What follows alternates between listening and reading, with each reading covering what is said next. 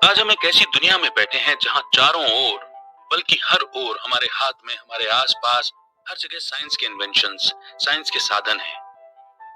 इन साधनों को यूज करते करते हम शायद कई बार ख्याल भी नहीं करते कि कितने सारे ऐसे माइंड हैं, कितने सारे ऐसे लोग हैं जिन्होंने इन छोटी छोटी चीजों को इन्वेंट करने के बारे में कभी सोचा है। जैसा कि आज की समरी का टाइटल आप पढ़ चुके हैं, ये समरी कम स्टोरी है उस महान वैज्ञानिक के बारे में जिन्होंने उस समय में फिजिक्स में नोबेल प्राइज जीता था जब भारत अंग्रेजों का गुलाम था। ये बुक समरी हमें सर सीवी रमन के जीवन की कहानी सुनाती है कि कैसे एक होनहार और तेज दिमाग बच्चे ने बड़े होकर भारत के साइंटिफिक रेवोल्यूशन की नींव रखी थी।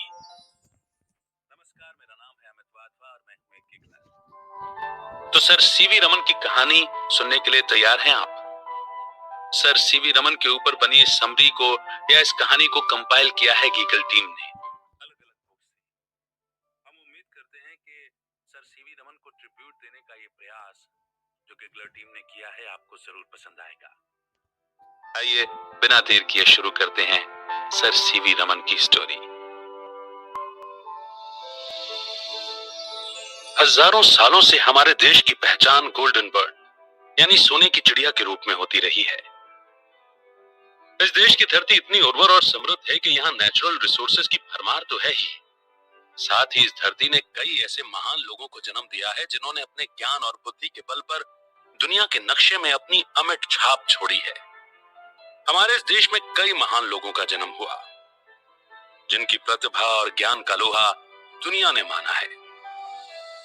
इन महान दिग्गजों ने अपने कारनामों से हमारे देश का नाम तो रोशन किया ही है, साथ ही हमें दुनिया के नक्शे में एक ऐसे देश के तौर पर पेश किया है जहां टैलेंट की कोई कमी नहीं है।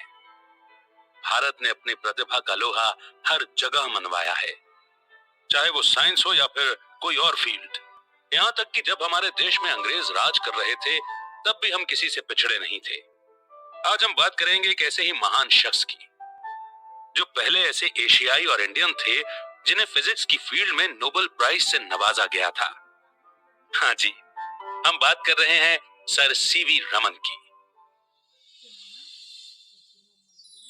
सन 1888 में 7 नवंबर के दिन तिरुचिरापल्ली के पास कावेरी नदी के किनारे एक छोटे से गांव में वेंकट रमन का जन्म हुआ था। वो एक तमिल हिंदू परिवार में पैदा हुए थे। उनके पिता का नाम था चंद्रशेखर अय्यर और मां का नाम था पार्वती अम्मल। अपने 8 भाई बहनों में वेंकट रमन दूसरे नंबर पर थे। जैसा कि उन दिनों रिवाज था, बच्चे के पैदा होने पर उसके नाम के साथ पिता का नाम जोड़ दिया जाता था, तो वेंकट रमन के नाम में पिता का नाम जुड़ा और इस तरह उन्हें नाम मिला चंद्रशेखर वेंकट रमन। उनका परिवार किसानों का परिवार था। उनके अड़ोस पड़ोस और उस इलाके के रहने वाले ज्यादातर लोग खेती बाड़ी ही किया करते थे। हालांकि उनके पिता गांव के लोकल स्कूल में पढ़ाते थे। वेंकट के पिता मैथ्स और फिजिक्स के स्कॉलर थे। इसके अलावा उनके पिता एक महान संगीत प्रेमी भी थे जिन्हें नेचर यानी कि प्रकृति से बड़ा लगाव था। वो बड़े ही शांत, गंभीर और मेहनती इंसान थे जिनके सारे गुण वेंकट को विरासत में मिले थे। जबकि उनकी मां पार्वती अम्मल पूजा पाठ और धर्म कर्म में विश्वास करने वाली औरत थी जिसकी दुनिया अपने परिवार के इर्द गिर्द ही सिमटी हुई थी। वेंकट बचपन से ही बड़े होनहार और तेज दिमाग थे। सबसे बड़ी बात तो यह थी कि उनके घर पर ऐसा परफेक्ट माहौल मिला था जिससे उनकी प्रतिभा को निखरने का पूरा मौका मिला। यानी जिस एक्स्ट्रा ऑर्डिनरी जर्नी के लिए उनका जन्म हुआ था उसकी शुरुआत उनके घर से ही हो गई थी। जल्द ही उनके पेरेंट्स और करीबी लोगों को समझ में आ गया था कि वेंकट कोई आम बच्चों जैसे नहीं है। जब वो 3 साल के थे उनके पिता को ट्रांसफर होकर विशाखापट्टनम यानी कि वाइजैक जाना पड़ा।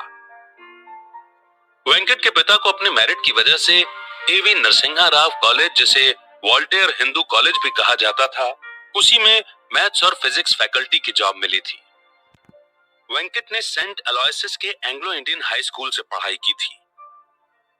रमन का दिमाग किसी उस तरह की धार जैसा ही तेज था।